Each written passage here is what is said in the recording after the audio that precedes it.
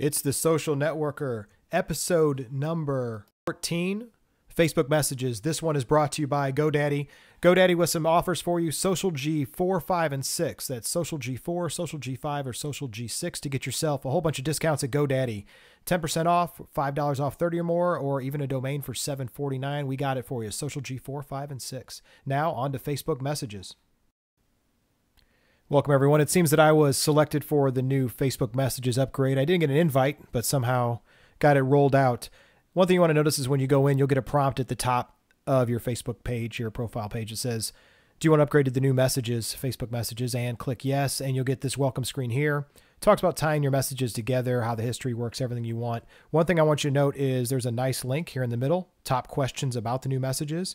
It'll actually go ahead and open up a Help Center tab, which will have a ton of information. I suggest you read this very carefully. It will go through and tell you exactly how everything fits together, how the messages come together, how you can use SMS codes, your Facebook address, how it's generated, how you can pick a username.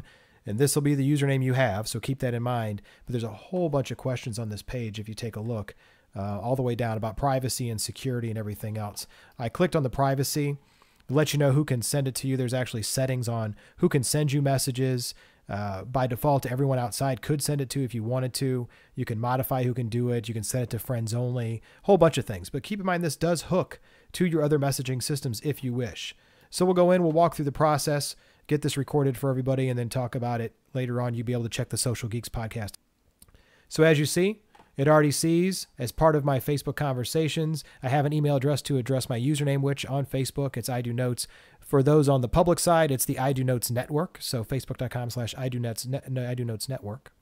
It'll generate an email now, idonotes@facebook.com, which means the staff at Facebook is going after the fb.com, the old Farm Bureau domain. So if you say activate email, another pop-up box, you're now ready to use it. Email from friends, go to your messages. Email from non-friends, go to other. And then you can control who does it. So they walk you through a couple of these little boxes. Next up, they want you to turn on text messaging. So you can have people send you text when you get a Facebook message. This is going to charge on your carrier, so be aware of that. I'm going to skip that step. I'm not going to worry about it at all. And then from there, I'm done. As you can see at the top, messages are set. They're logged in. I now have a Facebook address, which will be restricted to friends only. So if you're not a friend, don't even bother wasting the time trying to make it happen. You can still go back and turn on text messaging, and it's online. I do suggest that you jump in quickly into your privacy settings and take a look at your privacy on who can do what and how it all connects together.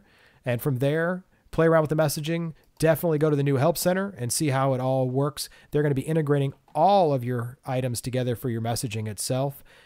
Subjects being allowed you to send, receive, connect to Hotmail, Gmail, a bunch of the others. You'll still get your Facebook messages. They're going to try to prioritize based upon who you know.